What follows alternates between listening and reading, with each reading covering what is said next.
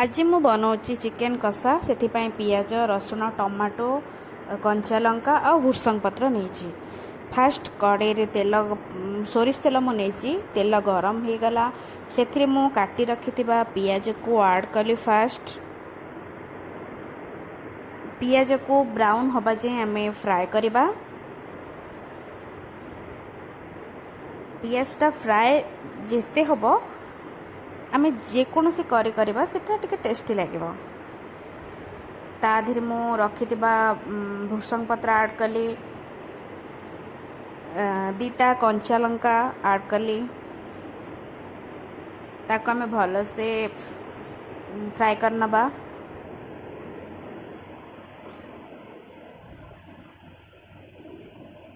ताधीरे काटी रखि रसुण को मु ऐड कली। मु जेहेतु कषा करुच्ची एटा से मुझा ग्राइंडिंग करूनी, छोट छोट चॉप करी रसुण मु ऐड कर दूचे।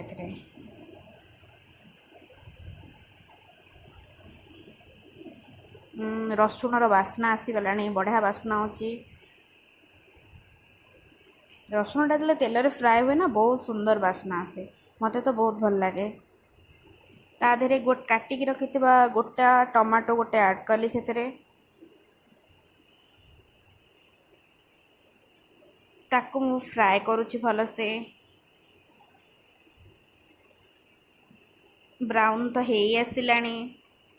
ताधीरे मु एबे ऐड करी रखि चिकेन। चिकेन को आम जिते कषा सेटा सेते भल लगे खावाई। मु 400 ग्राम चिकेन नहीं। मुझे एक्चुअली कम तेल मसला करने को भल पाए से मु हल्दी पाउडर ऐड कली। हल्दी पाउडर ऐड करके ताको मु भल से गोले दौची।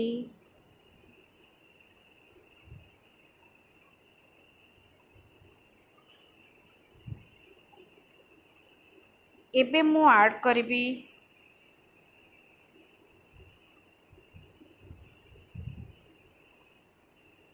सेथिरे चिकेन मसला पाउडर,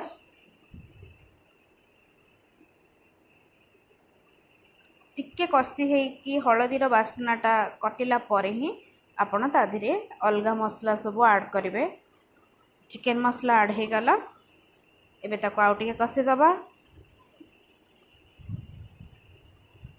भल से कषिकी तेल जो मसला रू बाहर स्टार्ट हम तापर आम जाए लुण दबा। कहीं लुण देले पानी बाहर चिकेन रू।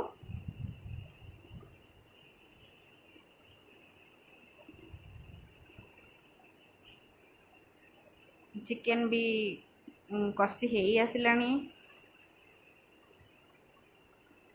एबे आम स्वाद अनुसार ताधीरे लुण ऐड करदबा।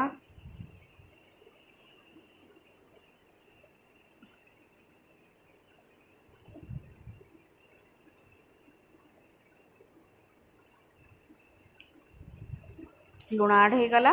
एबे ताको भल से गोलई दबा। भल से कषि हो गला परे ताधीरे अल्प टिके पानी दे दबा चिकेन सिझिबा पई। देखंतु चिकेन तो पूरा सिझी आसिलानी।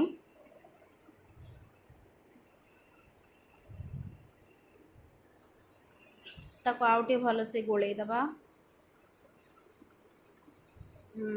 चिकेन कषा पूरा रेडी हो गलानी।